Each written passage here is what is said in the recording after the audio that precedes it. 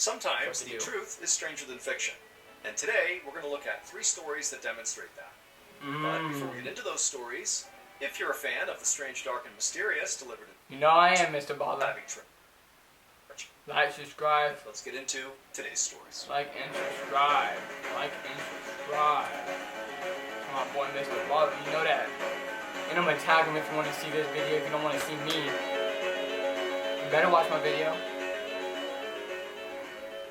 Should I tell my lights?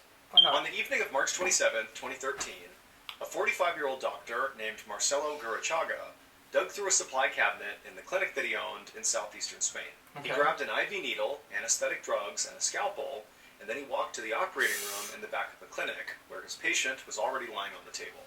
And as Marcelo looked at his patient, he couldn't help but feel incredibly anxious. I'll be right there in the video. This was easily going to be the most important and most dangerous surgery he had ever done. In fact, this surgery was illegal, and one wrong move here could not only harm his patient, but could also destroy his life. I mean, he could lose his medical license, he could be arrested. I mean, this was a very high-stakes operation. But Marcelo felt like he really had no choice here, because he had this huge problem going on in his personal life, and he had been promised that if he did this surgery successfully, that problem would be solved. His hand shook as he gave his patient the IV. Then he began administering the anesthetic drugs. Soon, his patient was unconscious. Then, after a steadying breath, Marcelo picked up the scalpel and then made his first incision. Okay. A little over a week later, on April 5th, 2013, a very disheveled and distraught Marcelo walked into a local police station carrying a small cardboard box. Once he was inside, he told the clerk that he had to speak to an officer because he needed to make a confession. A moment later, a detective came out, and right away Marcelo began crying, and he told this detective this unbelievable story. And as he did, the detective just felt really bad for Marcelo. I mean, his story was so tragic, so awful. Why? But as Marcelo went along, and the details of the story began kind of going all over the place, the detective went from feeling empathy to confusion to full-blown suspicion of Marcelo. Something was off here. And so at some point, when Marcelo finally went quiet and he was just standing there holding this box, the detective looked at him and said, "Hey, what's I got a question. How off is it? Is it off like, cool, you better meet this fine female, and then she's about to meet with you, and then you put out her pants and you see her what? Is it like that kind of off, or is it off like, oh, you had a cheeseburger, you said no pickles, but you see one pickle on there? Like, you know what I'm saying? That kind of off. Like, what kind of off was it? You know what I'm saying? Marcelo reached down and slowly opened it up. The detective immediately knew 2 things. 1, Marcelo was definitely lying. And 2, this whole situation was far more serious. So it was like waking up with a female and seeing that, ugh, and you had to, because you don't play that. Unless you guys do. If you guys are LGBTQ, AGBC, ABCD, that's you guys, but I got a wife and everything. This high-stakes illegal surgery was going to alleviate had to do with his wife, Rosa. Rosa was deeply unhappy, specifically about her weight. She felt like she was overweight. And so she had given her husband, Marcelo... Well, guess what? I got the perfect thing for you. Gummies. Energize. You can go outside to run, jog, play some basketball.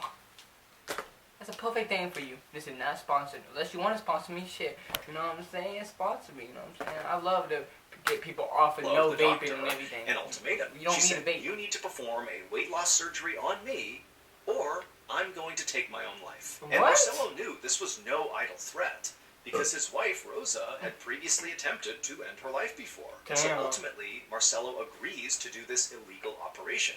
But this operation was illegal, not because Marcelo was not like a weight loss doctor.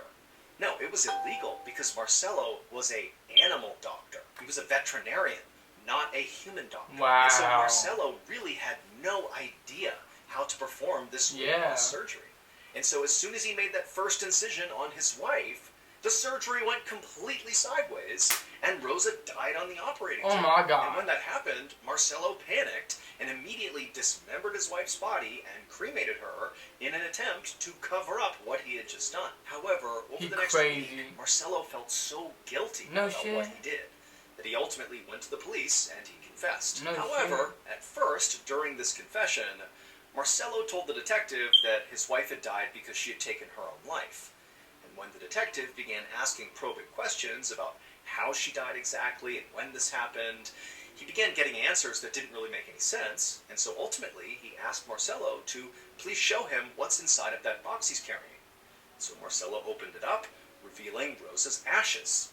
And that told the detective that Marcello had to be lying, because he's thinking, wait a minute, if your wife took her own life a week ago, why did Marcello immediately cremate her and hide the fact that she had been dead for a whole week? Yeah. It didn't add up. Ultimately, Marcello would be charged with his wife's murder. Dang. He would spend 4 years in prison awaiting trial, and then when he went to trial, he was found guilty and sentenced to an additional 10 years in prison. That's not enough. I mean, that is enough. I don't know how I feel about that one. That's low-key sad, but it's like... Hey, football fans, Super Bowl 50... Yeah, it is about to come up with the Super Bowl 69. Whoa. Chiefs are finna win it. The woman in a winkling dress. On a late winter afternoon in 1985, I don't know. a Canadian border security guard stood at the border between New York State and Ontario, Canada. And as he looked out at the dozens of cars lined up at his checkpoint, he felt an enormous amount of responsibility. Because for him, working at border security was not just about checking people's passports. It was also about making sure dangerous criminals from the United States did not flee their country and enter Canada. And today, there was one particular dangerous criminal from the United States that this guard was on high alert for. A 30-year-old man named Alex Mangle. A few days earlier, Alex Mangle had been stopped by a police officer near New York City. And during this traffic stop, Alex had somehow taken the police officer's gun and shot the officer in the head, killing them, and then Alex had fled, and he was still on the run. And so now law enforcement was concerned that because New York was only 6 hours from the Canadian border, that it was very possible that Alex might try to flee into Canada to escape persecution. Yeah, obviously. And so U.S. and Canadian law enforcement and border security were on the lookout. We on that. Lock in. We gotta be on that. He was this 30-year-old white man with thinning brown hair. He looked kind of Mexican, but I guess he's white. And so all day long, that Canadian border security guard looked very closely at every person who came through his checkpoint to see if they were Alex Mangle. Yeah, Alex Mangle, we're going to catch you today. He would see a couple on their honeymoon. He would see a man with a car full of camping supplies, and a middle-aged woman traveling alone, and all these different people from all walks of life. But none of them looked anything like Alex Mangle. And so by the end of his shift, after checking dozens and dozens of cars, every person, he felt certain that Alex Mangle had not slipped through his checkpoint. He has. Because he didn't do his mother effing job. That's why. He clocked out, and he went home. A few days later, on March 2nd, a police officer was patrolling this parking lot right outside of a shopping mall in Ontario, Canada, which was located about an hour and a half away from the border. And during his patrol, at some point, he noticed there was this one car, a white Toyota, that had been loitering in the area for quite a while. So he decided to drive over and see. Is this Mr. Alex? When he got there, he looked inside the vehicle, and he saw someone sitting on the passenger seat. And he was a white man, probably in his 30s, with thinning brown hair and a wispy mustache. And this officer immediately recognized this guy as being the wanted criminal, Alex Mangle. And so the officer immediately called for backup, and then he parked his car, got out, and approached the white Toyota where this guy was sitting with his gun drawn. And as the officer approached the passenger side door, the man inside turned, noticed the officer, jumped into the driver's seat, fired up the car, and the Toyota sped out of the parking lot. Wow, Alex Mangle on the run. Alex Mangle on the run. Get him. Before long, it was like the entirety of the police force in Toronto was a part of this high-speed chase. Yeah, get him.